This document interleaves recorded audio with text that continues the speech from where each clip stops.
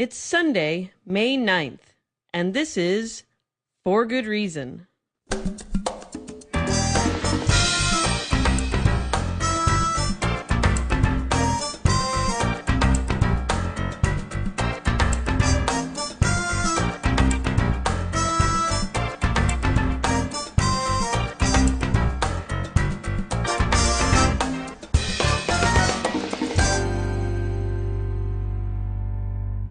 Welcome to For Good Reason. I'm DJ Grothe. For Good Reason is the radio show and the podcast produced in association with the James Randi Educational Foundation, an international nonprofit whose mission is to advance critical thinking about the paranormal, pseudoscience, and the supernatural.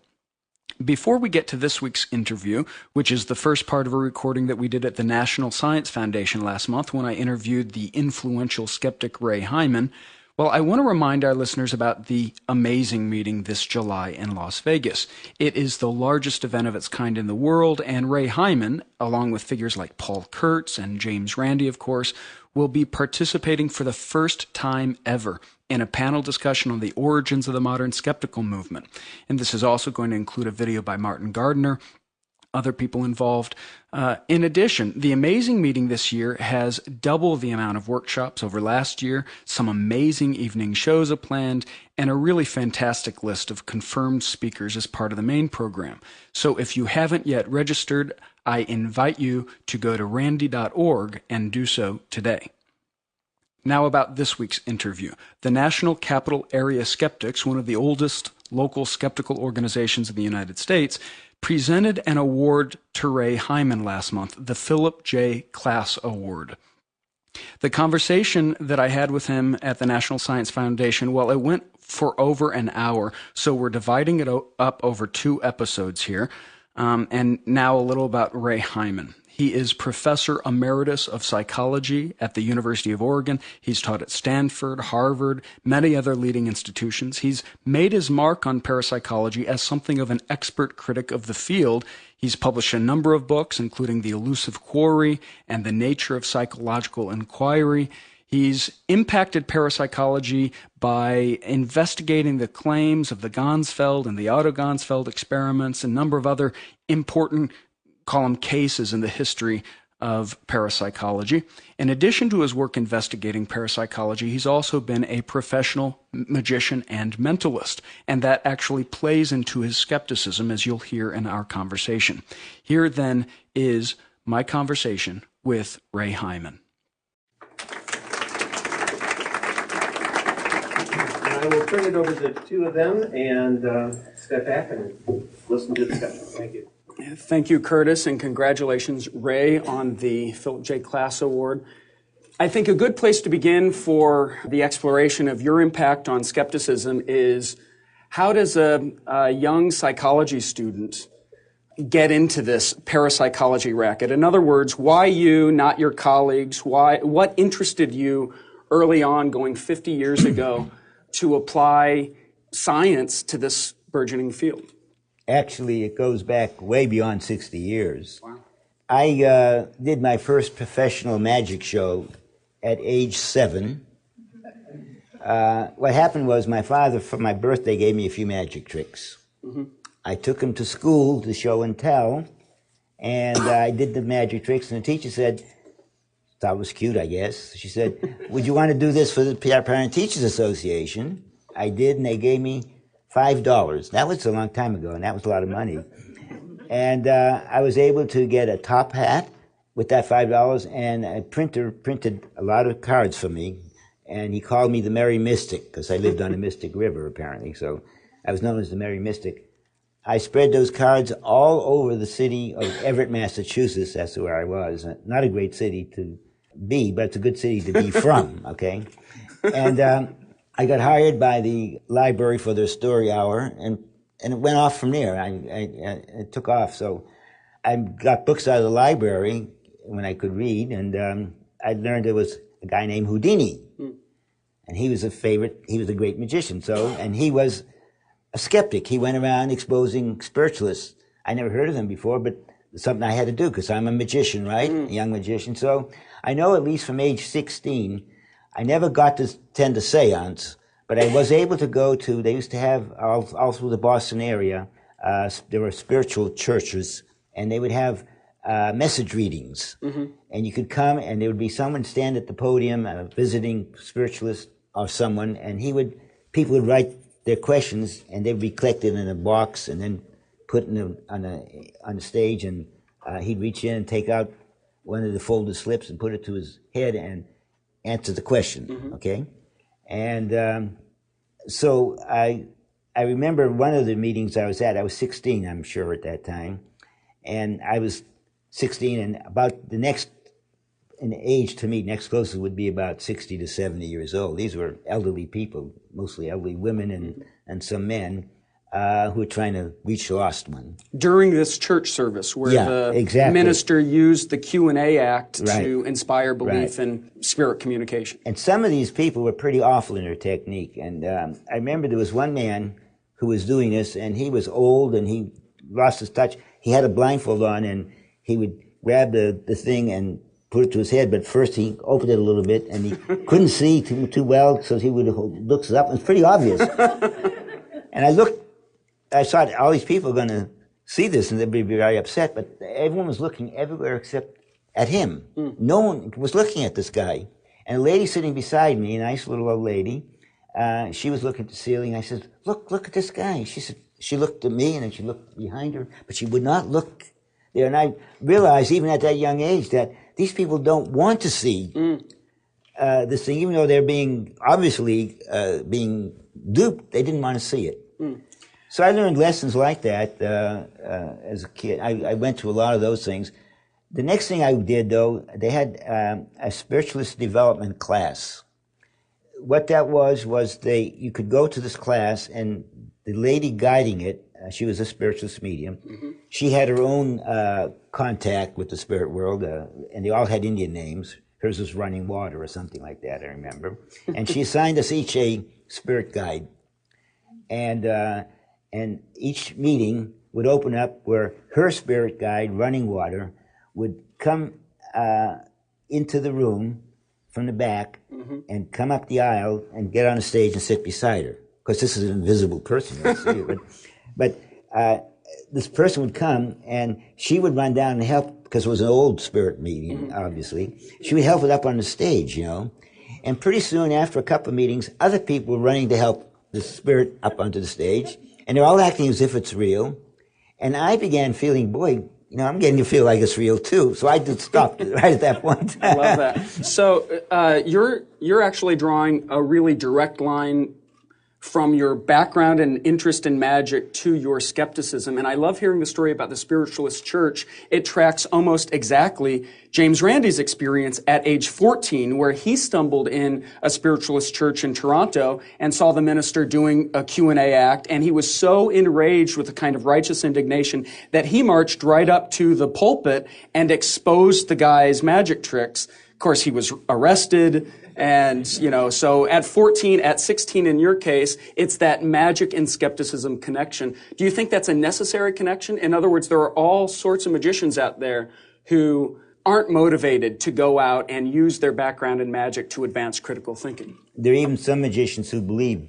There are some famous magicians who supported the reality of Uri Geller. So being a magician isn't a necessary or sufficient condition to be a good skeptic. But in your case, it definitely fueled it. Well, and also in Randy's case, Randy gets credit, and Randy actually sometimes talks as if it's because he's a magician. But Randy is more than that. Randy is a Renaissance type of person. He has other kinds of background. He's a very smart guy, and he has other talents. And it's not because he's a magician necessarily that he's good at what he does. He has other talents as well. And but you're explaining your interest in parapsychology through magic. You're yes, saying maybe if you weren't into magic as a young psychology student at Boston University, you wouldn't have, or at Harvard eventually, or when you wrote you published your first paper 50 years ago, maybe you wouldn't have gone in that direction had you not the magic background. Oh, sure, that's probably very likely so. I'm sure, but I must admit that as far back as I can remember, and remember, 7 is still pretty young, and it's a long time ago for me, I can't ever remember not being a skeptic. I do remember living in Italy for a while. I lived for 14 years in Italy. I was on the teaching at the University of Bologna. And I do remember having some thoughts that, I missed out a lot in life. These people going to the pageant and the ceremonies at the churches and stuff like that, something I missed out on. Maybe I missed something. So I did have that little pang of, just a little bit, that maybe I missed out on something, not having ever believed anything. And I never can remember any moment in my life where I ever believed in anything that I couldn't test by evidence. You're admitting that you basically started out as a skeptic. You never went through this period in your life where you earnestly believed, examined the evidence, and then changed your mind. No, you started out as a skeptic. I always was, as far as I know. You published your first paper on parapsychology in 1957 in the Journal of the American Statistical Association. Most of your work as a skeptic, really resulting from that and all the other papers that you published, put you in this kind of no man's land as a skeptic between call them the knee-jerk skeptics, the people who dismiss these claims out of hand, and the unduly credulous parapsychologists. You were in neither of those camps. I mean, you were seriously a skeptic, but you, at least at the time, considered the questions worth asking, and in an open-minded, fair-minded way, you looked at the evidence. You offered a kind of corrective to the skeptics community. Did you ever get much flack from skeptics for being too nice to the believers?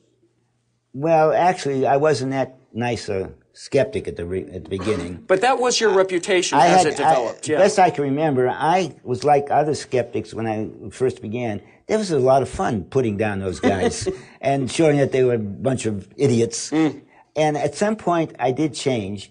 But I know it must have been fairly early, because when I wrote that paper in 1957, I actually was invited to do it by the editor of William Wallace, who was the editor of the Journal of the American Statistical Association.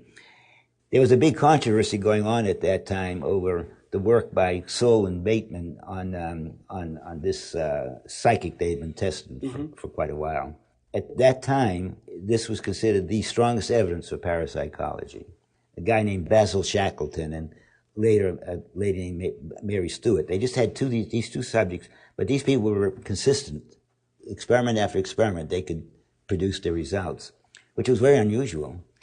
And so this was considered the greatest evidence there was, and there was a big controversy over it at the time. And so the editor of the Journal of the American Statistical Association, he knew me as a statistician, as a magician, and as a psychologist. And he said, those are the three components that are just right for someone to be able to unravel what's going on here. But you didn't set out to debunk it. You wanted to look into the research. He asked me to do that, to try and settle the issue once and for all, because science had devoted 2 issues to it, And so I had always been a skeptic of parapsychology. I believe it was just a lot of bunk, and that they didn't do good experiments. And I trusted, because my mentors were Martin Gardner. He was, my mentor. I'm a good friend, and but person I trusted. And there was Randy at that time even, and other people. All my information about what parapsychologists were doing was secondhand. I never really looked at their literature ever before that. So, but when I got this invitation in 57, I was asked to try to settle this big issue. I went back and read all Rhine's work. Took me a little while, and I read Soule and Bateman's work and so on. And I was surprised. I was absolutely dumbfounded, because they were doing better experiments than they were being criticized for the wrong thing. They kind of got a bad rap among the skeptics. They were better statisticians. They were better statisticians than they were given credit for. In fact, they were more sophisticated than the critics were in the statistics part of it. They could do some good experiments, and they did some bad experiments, but it was better than what I had been led to believe, but even by my friends I trusted. It turned out that the friends I trusted and the sources I trusted would pick the bad experiments and ignore they didn't know the whole thing. And the good experiments in parapsychology actually were pretty sophisticated. There was things wrong with it, but if you were going to attack it, you had to attack it at a more sophisticated level. And not just dismiss it out of hand as a bunch of... Because they were trying to be scientific, unlike Uri Geller and the astrologers and stuff like that. These people were trying to produce evidence according to scientific standards. They were trying to use the best statistics, the best experimental controls, and so on. So I felt at that time that they should be handled at that level. And I got into what I now think was a mistake. I got into this belief that only people who had carefully read their best studies and had the statistical know-how and the experimental know-how had the sufficient background to be a fair critic. So you, in other words, at that time, you've changed your mind, but at that time, you argued that leave the criticism of this parapsychology research to other researchers, statisticians or psychologists, and the armchair skeptics should stay out of it. That was your line then. Yeah, and the bad consequence of that belief system was that I only knew myself and perhaps later Jim Alcock and maybe later Richard Wiseman. There are no other people who have the background to criticize it. No, who know the area, what they actually, these parapsychologists actually are doing, and who have the statistical and the experimental know-how to do it. So every time that someone wanted a critic, they would call me, because once you become known as an expert critic, everyone, that's how you become an expert. Everyone now comes to you. Right. And every time a newspaper, a TV station, anyone was going to do something, they'd always call me. And I say, no, I don't want to get involved with it. They say, well, who can we, and I would think, I can't think of anyone else who has, so I better do it. Because of your position at the time, That's that right. Only a few qualified people could do it. Yeah. And unfortunately, even though I find it boring, I don't like reading or paying attention to it, because parapsychology research is the most boring thing there is in the world, believe me. It's just a bunch of guesses, lots of data, and you do statistical testing.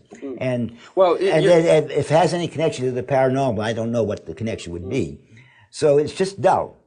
Well, you're bringing up a couple things just then. One, this expert position that you and a couple others were in, and you said other skeptics were not qualified to engage in criticism. You've changed your mind on that. The other thing you just brought up is the notion of parapsychology being boring. Well, a lot of science is actually boring. A lot of, all due respect, we're at the National Science Foundation, but, a lot of research is on very small questions. But when you put it all together, it helps flesh out our understanding of, like, the picture of reality. So I'm not sure if a criticism of parapsychology is that it's boring. The implications of it are, in fact, very exciting. If we could prove that minds exist outside the body, or that minds can, in some extrasensory sort of way, communicate or survive death, that's anything but boring. It's the big questions. Well, there's a lot of stuff you just brought up, which is important to make out. First of all, science is not boring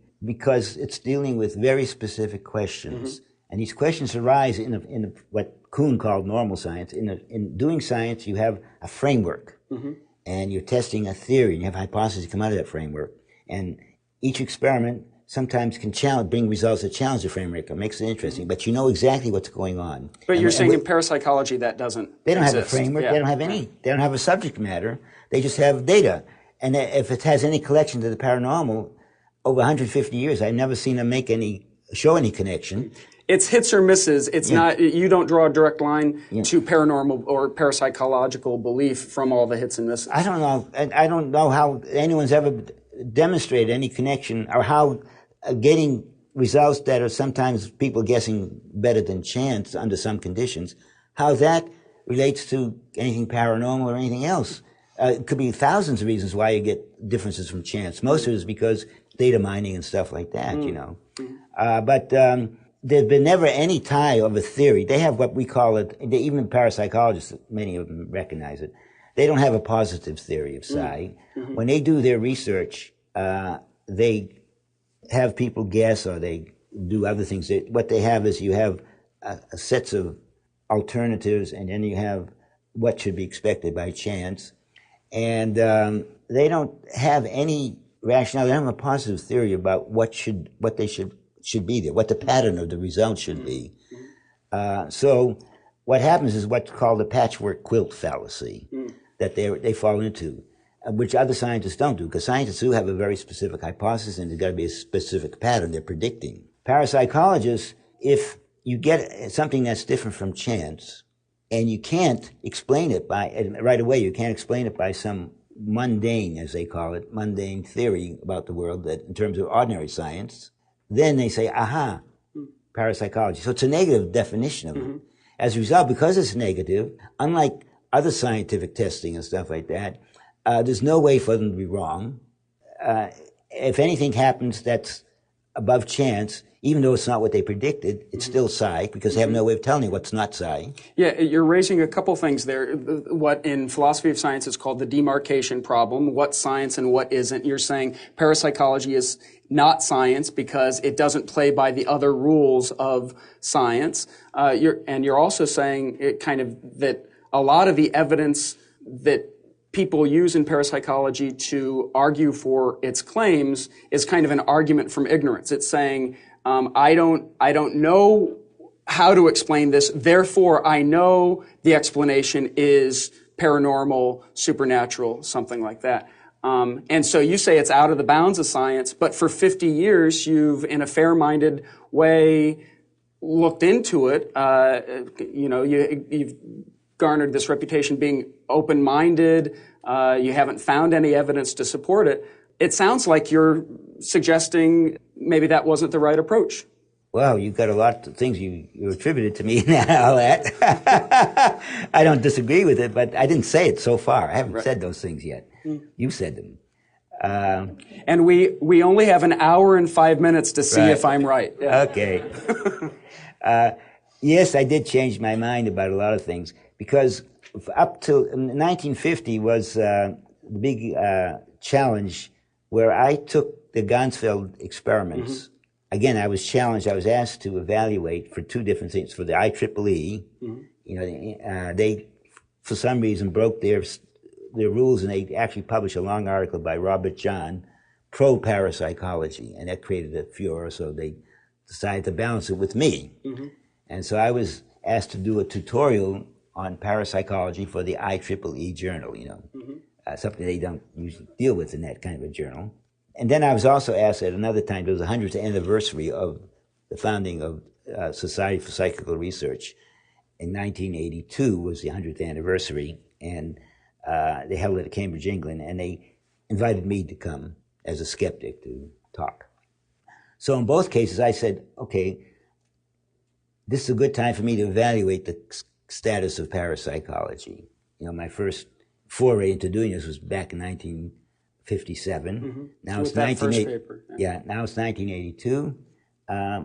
Once and for all, maybe I should, but I can't. There's so many papers by then in parapsychology. It was impossible for me to sit down and read them all. And then also, I didn't want to take a sample of papers, because in any field, the majority of papers are mediocre at best.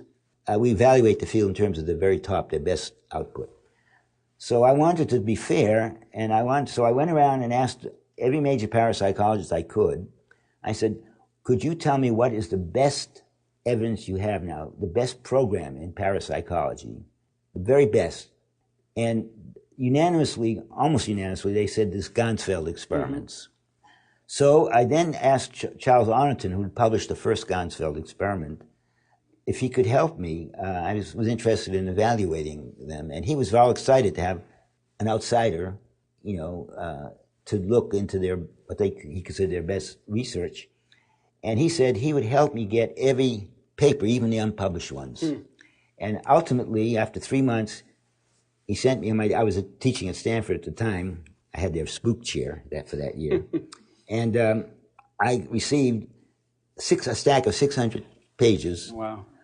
Half of them consisting of what he counted as 42 separate Ganzfeld experiments. That's an issue we won't get into now, but how you count what's an experiment, what's not, can be a big issue. But there were fewer reports than that, but they covered, he counted as 42 separate experiments, and most of them were significant, okay? And this is what I had to evaluate. It took me ultimately 3 months, my first go around. Actually, ultimately, it took up 3 years of my life, most of my professional life, to go into this big battle, which culminated in a 1985 issue of the Journal of the Parapsychological Association, and they devoted the whole issue to this debate between Arnotton and myself. I had something like 50 pages or plus of my critique of that Ganzfeld literature, and Arnotton had been given a year to go over that and make his reply, and he had a long reply there. I thought his reply was in many ways stupid. He didn't like my thing in the first place, obviously. So I asked, and the Parapsychological Association agreed if I could respond to his response. So I wrote another, something like 85-page response to it all. That never got published for an interesting reason. I happened to meet with Arnotton. He was now going over my thing to write his rebuttal to my new rebuttal, okay? And he was almost in tears. He said, "You said so many bad things about me in this thing here." And I said, "I didn't say anything bad about you. I just cited all of the ways you were wrong, especially in response to me. You just made up things which aren't there." And so we had this, first a little animosity, but then we began talking. I realized as we talked more and more, two things struck me. One is that he was agreeing to a lot of my major points. For example, I was surprised. He was agreeing, yes, by itself, those experiments don't prove anything until we can replicate them. Already, that was a big concession. That's a big breakthrough for a parapsychologist to admit. Right. Yeah. And he made some other admissions. And the other thing I realized is that what we were fighting over were nitty-gritty of individual experiments. Did they do it right? Did they use the right statistical tests in this case, and so on? These were details that no one but he and I were privy to, because we both had gone through this. There were, at that time, when that issue came out of the Journal of Parapsychology, all the parapsychological world was saying, "Oh boy, Arnotton has demolished Hyman. He really showed him up." The skeptics were saying Hyman has demolished Arnotton, okay? None of these people on either side had gone through and actually read the same articles, Neither camp could actually know, because they weren't steeped in the research. It dawned on me that none of the parapsychologists were taking Arnotton's word that for what he was saying about these experiments. The skeptics were taking my word. So I knew that no one's ever going to accept, no one's ever going to go through all the work of seeing what we were fighting over, who was right or wrong on that issue. But the other thing I realized is that, hey, he's willing to admit that those experiments by themselves don't demonstrate the existence of psi. They have to be independently replicated. Even though they were supposedly the best research in the field. Exactly. Yeah. So I said, look, I'll withdraw my latest thing, and maybe we can do a joint article on what we agree. And so we went back and forth, and we did publish this joint communique, which said what we thought should be the case, what would be necessary in order to replicate these experiments. Of course, the follow-up from that was that, in fact, this was published in the 1950, unusual for the psychological journal to do. In 1950, about the time, the Psych Bulletin published a big article by Darrell Bem, a major parapsychologist, major social psychologist who became a friend of Arnotton's. You said 1950? No. No, it was 1990. I'm sorry. Yeah, okay. Well, there's a lot we're talking about, yeah. No, I live in a different world anyways. Yeah. Your joint communique. A joint communique, we agreed on what should be done. Subsequently, Arnotton then finished a series of experiments, which he called the Otto Gansfeld experiment, which he said met all the criteria we had set out, and they had replicated the original Gansfeld database. It didn't replicate at all. And this is, I now realize that we're living in different worlds. They call their notion of replicability is weird, to say the least.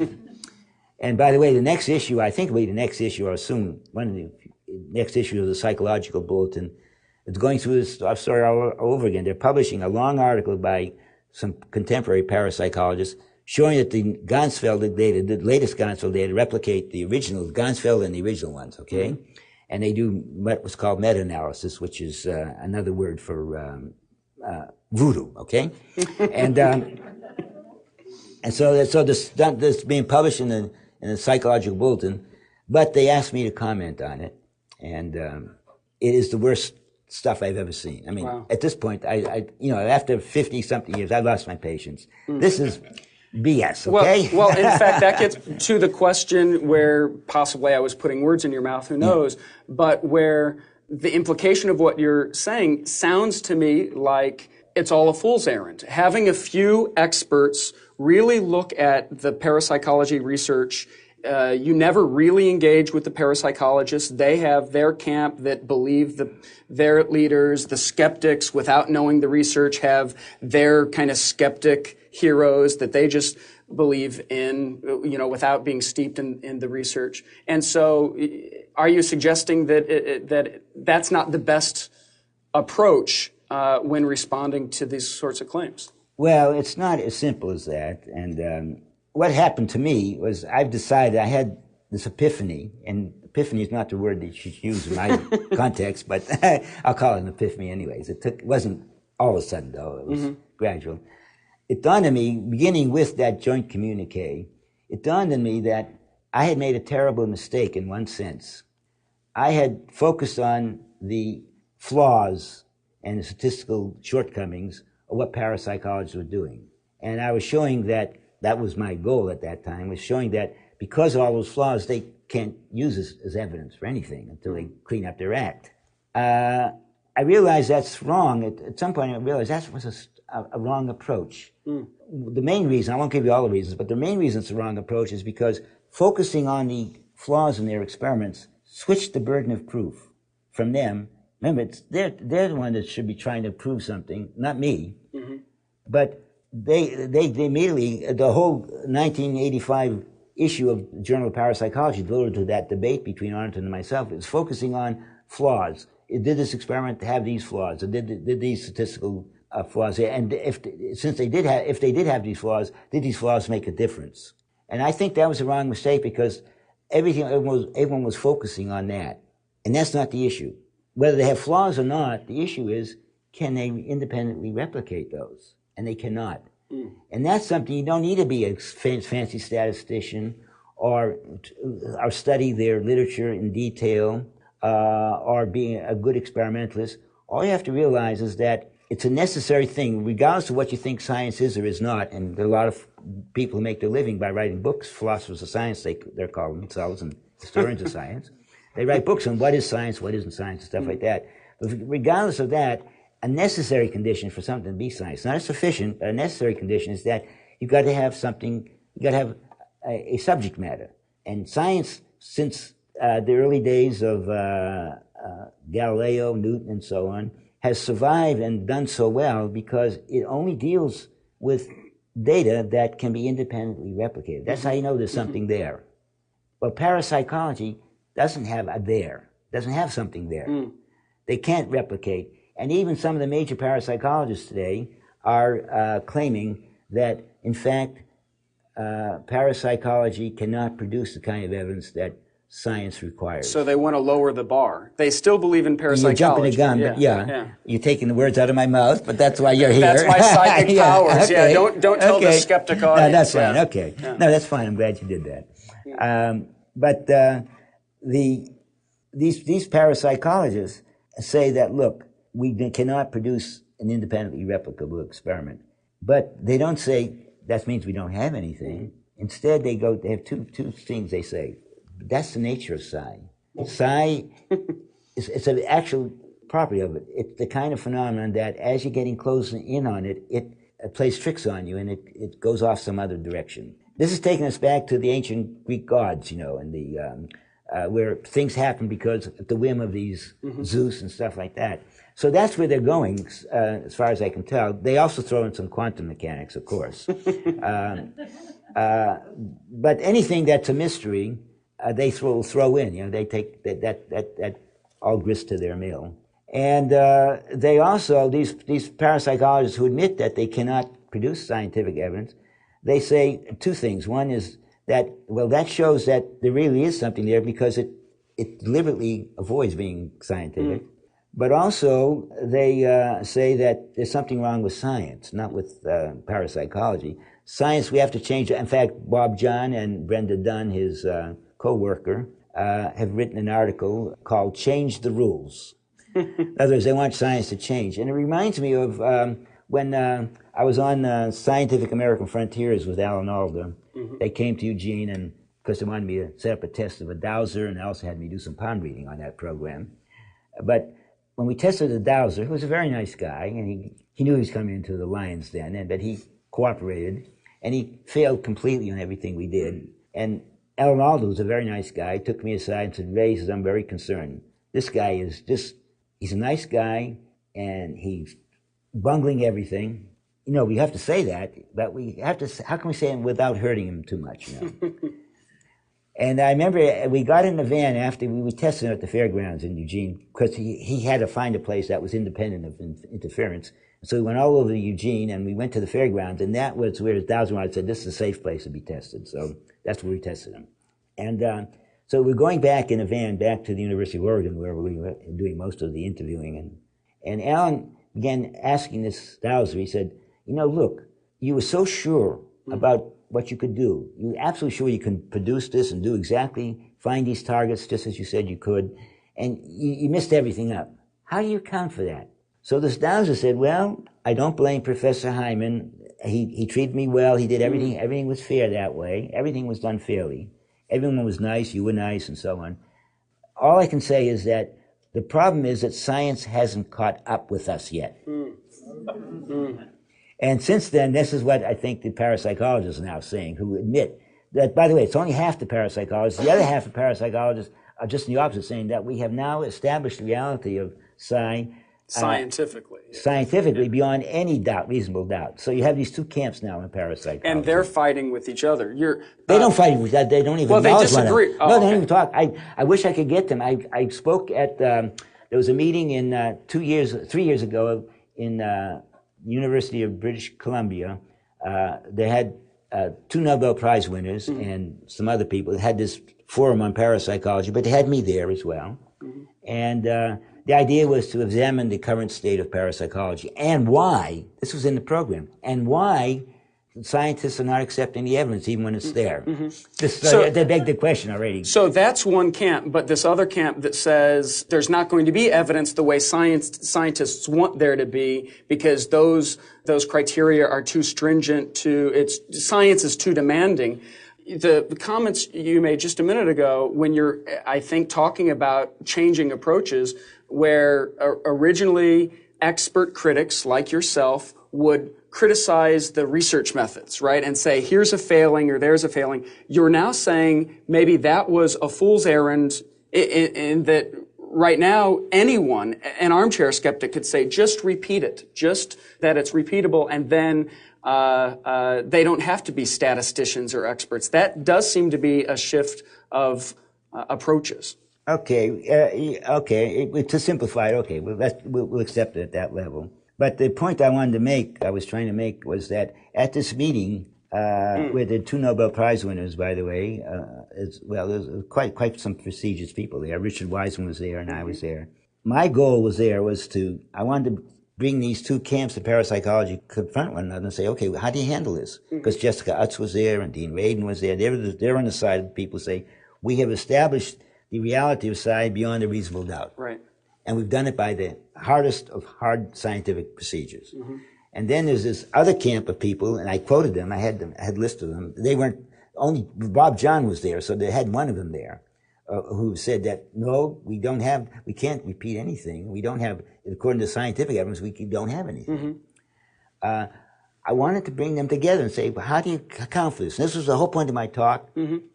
I got no response whatsoever. There's no response from the parapsychologists, and I still have not found. So they don't acknowledge one another. But they don't even talk about this. And I can't get them to come. How come these other guys are saying that there's nothing there? They won't respond. And I don't know what's going on. It's weird. These people, I don't think, they live in a different world. At first, my experience when I meet parapsychologists, I'm very impressed with them. They're very nice people. They're trained and have a PhD in something or other. They know their science. They're well read.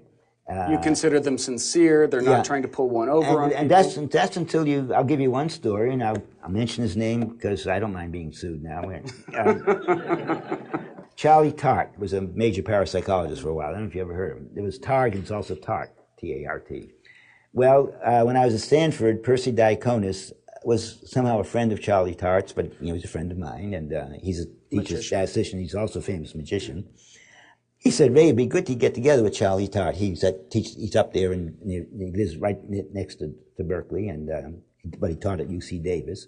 And so we went and visited him. We had a nice day. He was a nice host. He ran me through some of his psi experiments there, and we discussed things, and he told me how we had more in common than we're the extremists on both sides. He said, we ought to stay together and be good friends and stuff like that. When I left and went back to Eugene, I left Stanford and went back to Eugene. Suddenly, I get this note from Charles Tart saying, you were on this program. He says, you think I don't know about it. You were on this program in Canada, a TV show, and you criticized my work. And since we're friends, you have no right to do that unless you first check with me first. Wow.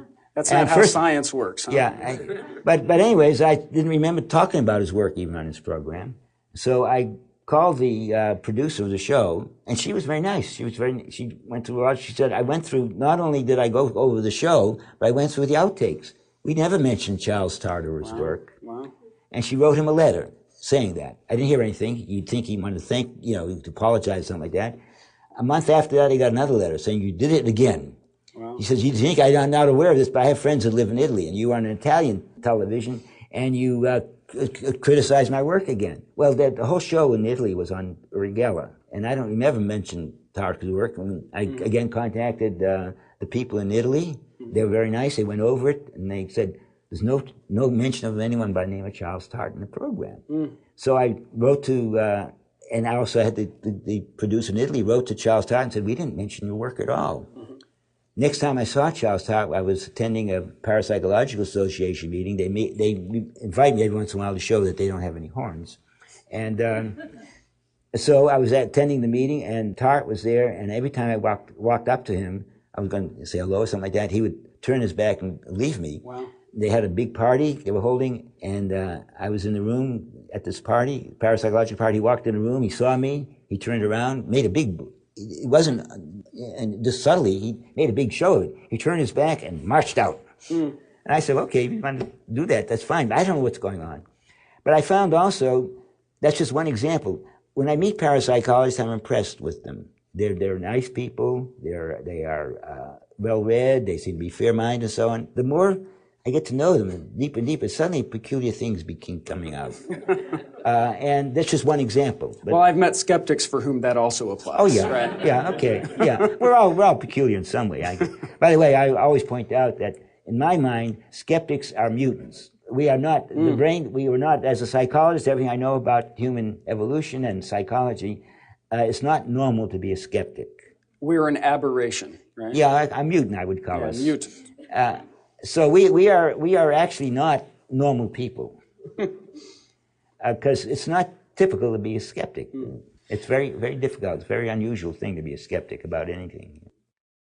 So that was the first part of my conversation with Ray Hyman, who is the recipient this year of the Phillip J. Klass Award conferred by the National Capital Area Skeptics.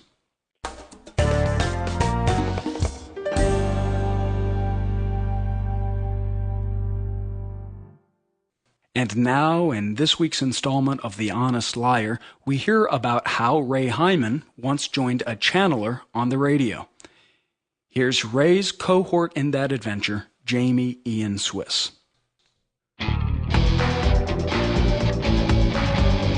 Turn your radio off. But not yet. It was January 7th, 1990, and Ray Hyman was visiting the Washington, D.C. area to address the National Capital Area Skeptics, or NCAS, on the subject of Why Are We Fooled? Ray is a psychology professor, now emeritus, from the University of Oregon, an author, an expert critic of parapsychology, a former professional magician, and a founding member of the Committee for the Scientific Investigation of Claims of the Paranormal, formerly known as PsyCop, and now rather less known simply as CSI. Ray was being trailed by a TV crew that weekend from CBS's 48 Hours for the duration of his visit to D.C. because they were doing a feature about parapsychology and had chosen to focus on Ray to represent the skeptic's viewpoint. So along with my friends Chip and Grace Denman, my co-founders of National Capital Area Skeptics in 1987, we had a fun and breathless weekend traveling around the Washington, D.C. area and the southern Maryland suburbs where the Denmans and I lived at the time. That Sunday, we began the morning with a taping of a radio talk show. Then in the afternoon, Ray gave his public presentation for NCAS. And then on the same evening, Ray, Chip, and myself were slated to appear together on Q107 FM. We reported to the studio that evening, where we were also met by the 48 Hours crew, who were shooting all of Ray's radio appearances that weekend, including another one the following morning. As we waited and chatted with the radio show's producer, we learned that we were to be following an on-air visit from a channeler. You remember channeling, right? This is where a spirit medium of a sort allegedly speaks with the voice of a spirit. Or perhaps it's better to say a spirit speaks through the voice of the medium. Although a practice that has come and gone through literally millennia, you may recall that it experienced a faddish urge of popularity in the New Age 1970s, thanks to Shirley MacLaine's effusive endorsement of J.Z. Knight, who claimed to channel the spirit of Ramtha, the spirit of a 35,000-year-old warrior. Pardon me just a moment.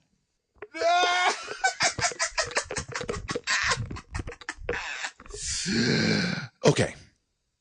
Channeling's a nutty idea, but not all that much nuttier than the likes of John Edward and countless predatory hucksters like him who claim to hear spirit voices in their heads while sparing us the cheap theatrics of bad accents and phony ancient language that comes with channeling. If you consult James Randi's Encyclopedia of Claims, Frauds, and Hoaxes of the Occult and Supernatural and look up channeling, the entry concludes with my personal definition. Channeling is just like bad ventriloquism. They talk funny, but their lips move. This reference is one of the proudest literary achievements of my career. Okay, so back at the radio station, there's a channeler on the air now, along with the host. The channeler, a woman, claims to be channeling the spirit of a 6th century Irishman. She's talking into a microphone with the spirit voice, so she claims, of a 6th century Irishman. Now, how do I know it's really the voice of a 6th century Irish spirit? Does it speak Gaelic? Hell no. What's going on in the studio now is something like a bad Monty Python sketch. Because the spirit doesn't just speak in plain old everyday English. You can tell that this woman is totally possessed with the actual spirit of a 6th century Irishman because she uses thee and thou as personal pronouns. That's right. It's now turned into an on-air Renaissance festival, just without the jousting. Well, some jousting was yet to come, I guess. So it was kind of like a Renfest, but with even less historical accuracy. I hear you skeptics laughing. How could anything be less historically accurate than your local Renaissance fair? Well, because the Ren fairs are loosely based, emphasis on the word loosely, on Elizabethan England. And you know what? That's just around the time that the pronouns thee and thou first came into use in Old English. About 800 years later than our 6th century Irishman spirit supposedly was old enough to drink his first pint of mead. Now, the host actually has a brain in his head. He thinks the channeler is ridiculous. However, the radio producer is busy explaining to me, with all the self-importance that anyone in media with a small job and a big ego can muster, how she worked so hard to insist to the host that he had to be absolutely, completely fair to the channeler by concealing his point of view and not in any way revealing his rational judgment to the public he was pretending to serve and speak truth to. But in the bizarre world of contemporary media, a man of the world speaking actual truth as he sees it just can't possibly be doing the right thing, now can he? We stand and listen to this babbling producer with tight smiles all around because we want to get to the microphones ourselves. She goes back to her important job, but now we start working on the 48 Hours producer. At first, he can't really believe that anyone takes the talking channeler seriously. I mean, it's just too ridiculous, isn't it? Well, yeah, it is, except no, it isn't, because now people are phoning into the show in order to talk to the spirit. Oh, yeah. And they're not just talking to the spirit, they're asking for life advice. The 48 Hours producer thinks that the channeler is so embarrassingly ludicrous that he doesn't even want to turn on his cameras to shoot. How can anyone take this seriously, he asks me, as if the answer was obvious. By this time, I am all but jumping up and down. It doesn't matter if you take it seriously. You're doing a story on parapsychology. Obviously, somebody's taking this lunatic seriously. Watch, look, they're going to be taking phone calls. Don't you have a responsibility to show it? You don't even need to comment on it. You can just show it. Let it speak for itself. Just show it. But no, it's just too ridiculous for him. So now we're in the studio. Then they add Ray to the panel. That's the host, Ray Hyman, the channeler, and the spirit. The last two are sharing a microphone.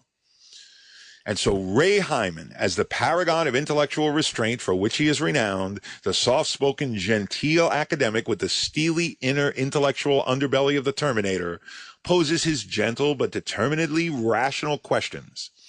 How would we know if this was a 6th century Irishman? It might be a 6th century Irishman, but isn't there some burden of proof that rests with the channeler? Shouldn't we be presented with some supporting evidence before we are convinced? What might the spirit be able to tell us about 6th century Ireland, for example? Needless to say, no substantive answers are forthcoming. By now, I am sitting in the studio about to go on. The calls are stacking up, and the next caller is picked up by the host. He is a professional pilot, an airline pilot. He asks to speak with the channeler, or with the spirit. And he explains that he is up for another job opportunity, and he's not quite sure what to do. Doth thou ancient Irish spirit have any frickin' advice for me? What? WTFFFFFFF before we ever even had text messaging? And did I mention that 48 hours is never going to show any of this? Now, following this bit of tragic comedy, the host offers me a spot at the dais. At long last, I have a microphone before me. And what do you think, he asks me. What do I think? First of all, let me ask you this. Let's say, for the moment, it is a 6th century Irishman. Let's just stipulate that for a moment. The caller is a pilot, for crying out loud. A pilot. What the hell does a 6th century Irishman know about airplanes? He's never even seen one. He's certainly never been in one. What does he know about career advice for you? What? At which point, I kind of decide to go for broke and offer the listeners some sincere, heartfelt advice about their lives, since that's what they seem to be calling in for. You want some advice? Here's some advice for you. It's Sunday night. It's 9 o'clock. Go out. Get out of the house. Get something to eat. Go to a movie. Hell, rent some porn, because anything will be better than what you are doing right now, listening to the show, which is wasting your life. You want some advice? Turn your radio off now. Turn your radios off. I believe it remains one of my finest moments on live radio. The producer, maybe would disagree. Afterwards, Ray actually complimented me on my restraint and signed a copy of his book to me with an inscription to that effect. I guess the fact that I didn't rip the old Irishman's microphone out of the console and choke him with the cable did show some kind of restraint. But Ray has always been a model of restrained rationality for me. And eventually, 48 hours aired, and there was no footage of the channeler, and Ray got a few moments to put in a word for rationalism. But we had all received a first-hand lesson in how the media so often treats these subjects, and what its notion of fair play and balanced reportage often amounts to when it comes to presenting stories about pseudoscientific claims.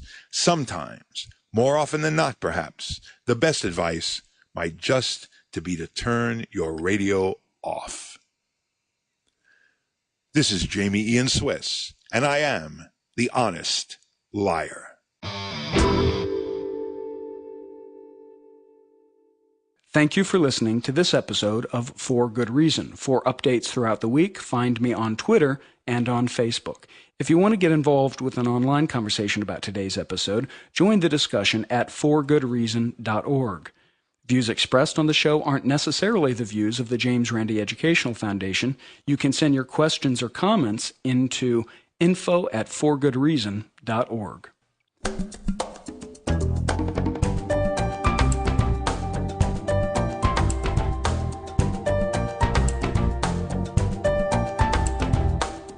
For Good Reason is produced by Thomas Donnelly and recorded from St. Louis, Missouri.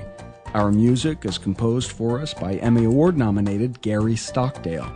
Contributors to today's show included Jamie Ian Swiss and Christina Stevens. I'm your host, DJ Grothe.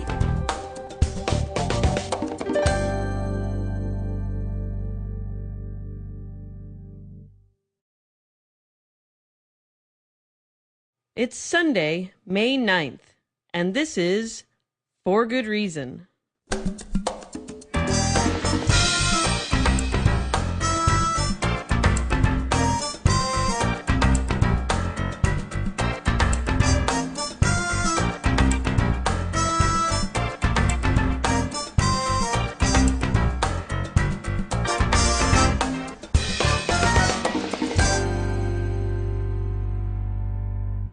Welcome to For Good Reason. I'm DJ Grothe. For Good Reason is the radio show and the podcast produced in association with the James Randi Educational Foundation, an international nonprofit whose mission is to advance critical thinking about the paranormal, pseudoscience, and the supernatural. Before we get to this week's interview, which is the first part of a recording that we did at the National Science Foundation last month when I interviewed the influential skeptic Ray Hyman, well, I want to remind our listeners about the amazing meeting this July in Las Vegas. It is the largest event of its kind in the world, and Ray Hyman, along with figures like Paul Kurtz and James Randi, of course, will be participating for the first time ever in a panel discussion on the origins of the modern skeptical movement. And this is also going to include a video by Martin Gardner, other people involved. In addition, the amazing meeting this year has double the amount of workshops over last year, some amazing evening shows are planned, and a really fantastic list of confirmed speakers as part of the main program. So if you haven't yet registered, I invite you to go to randy.org. Behind her, but she would not look there. And I realized, even at that young age, that these people don't want to see this thing, even though they're being, obviously, being duped. They didn't want to see it. So I learned lessons like that as a kid. I went to a lot of those things. The next thing I did, though, they had a spiritualist development class. What that was you could go to this class, and the lady guiding it, she was a spiritualist medium. She had her own contact with the spirit world, and they all had Indian names. Hers was Running Water or something like that, I remember. And she assigned us each a spirit guide. And each meeting would open up where her spirit guide, Running Water, would come into the room from the back and come up the aisle and get on the stage and sit beside her. Of course, this is an invisible person. But this person would come, and she would run down and help, because it was an old spirit meeting, obviously. She would help it up on the stage, And pretty soon, after a couple of meetings, other people were running to help the spirit up onto the stage, and they're all acting as if it's real. And I began feeling, boy, I'm getting to feel like it's real too. So I just stopped right at that point. I love that. So you're actually drawing a really direct line from your background and interest in magic to your skepticism. And I love hearing the story about the spiritualist church. It tracks almost exactly James Randi's experience at age 14, where he stumbled in a young psychology student get into this parapsychology racket. In other words, why you, not your colleagues? What interested you early on, going 50 years ago, to apply science to this burgeoning field? Actually, it goes back way beyond 60 years. Wow. I did my first professional magic show at age 7. What happened was my father, for my birthday, gave me a few magic tricks. I took him to school to show and tell, and I did the magic tricks, and the teacher said, thought it was cute, I guess. She said, would you want to do this for the Parent Teachers Association? I did, and they gave me $5. That was a long time ago, and that was a lot of money. And I was able to get a top hat with that $5, and a printer printed a lot of cards for me, and he called me the Merry Mystic, because I lived on the Mystic River, apparently, so I was known as the Merry Mystic. I spread those cards all over the city of Everett, Massachusetts. That's where I was. Not a great city to be, but it's a good city to be from, okay? And I got hired by the library for their story hour, and it went off from there. It took off. So I got books out of the library when I could read, and I learned there was a guy named Houdini. And he was a favorite. He was a great magician. And he was a skeptic. He went around exposing spiritualists. I never heard of them before, but it's something I had to do because I'm a magician, right? A young magician. So I know, at least from age. And do so today. Now about this week's interview. The National Capital Area Skeptics, one of the oldest local skeptical organizations in the United States, presented an award to Ray Hyman last month, the Phillip J. Klass Award. The conversation that I had with him at the National Science Foundation, well, it went for over an hour, so we're dividing it up over 2 episodes here. And now a little about Ray Hyman. He is Professor Emeritus of Psychology at the University of Oregon. He's taught at Stanford, Harvard, many other leading institutions. He's made his mark on parapsychology as something of an expert critic of the field. He's published a number of books, including The Elusive Quarry and The Nature of Psychological Inquiry. He's impacted parapsychology by investigating the claims of the Gansfeld and the Otto Gansfeld experiments, a number of other important cases in the history of parapsychology. In addition to his work investigating parapsychology, he's also been a professional magician and mentalist, and that actually plays into his skepticism, as you'll hear in our conversation. Here, then, is my conversation with Ray Hyman. I will turn it over to the two of them and step back and listen to the discussion. Thank you. Thank you, Curtis, and congratulations, Ray, on the Phillip J. Klass Award.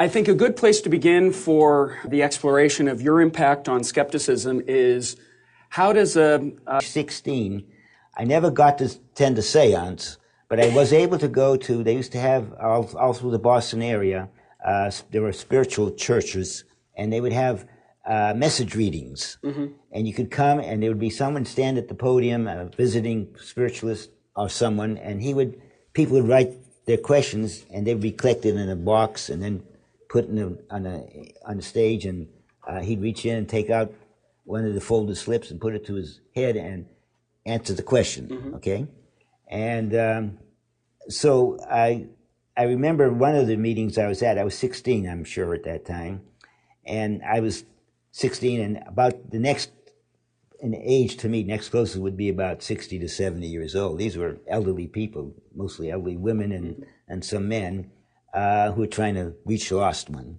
During this church service where the minister used the Q&A Act to inspire belief in spirit communication. And some of these people were pretty awful in their technique. And I remember there was one man who was doing this, and he was old and he lost his touch. He had a blindfold on, and he would grab the thing and put it to his head, but first he opened it a little bit, and he couldn't see too well, so he would look up, and it's pretty obvious.